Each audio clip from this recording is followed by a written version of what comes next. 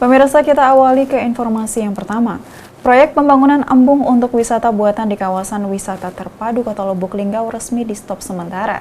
Penyebabnya tidak ada kesepakatan antara penggarap lahan di Kelurahan Petanang Ilir dan Petanang Ulu dengan pemerintah Kota Lubuk Linggau terkait proses penggantian ganti rugi.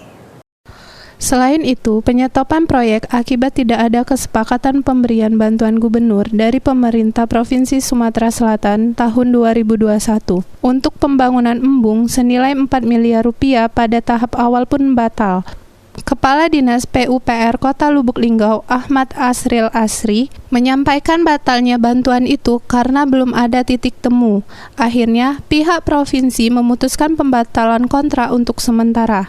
Namun, pemerintah provinsi berjanji pada tahun 2022 mendatang tetap akan dianggarkan.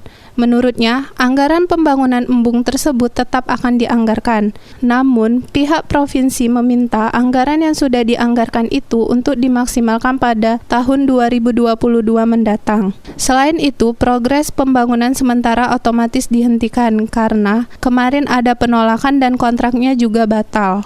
Sementara, update terakhir, perkembangan pembangunan embung itu belum menemui titik temu. Masyarakat penggarap lahan itu tetap meminta dilakukan proses ganti rugi.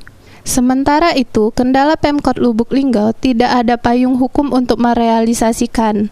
Itu sebenarnya kemarin tinggal pendekatan, dan pemerintah tetap berupaya berkomunikasi dengan masyarakat, berupaya mencari jalan terbaik agar pembangunan tetap terlaksana. Tidak dilanjutkan untuk 2021. Untuk 2021. Ya, tapi 2022 tetap ada upaya-upaya. Kalau dari warga sendiri seperti apa? Ya dari warga sendiri itu masih Tetap minta ganti rugi. minta ganti rugi.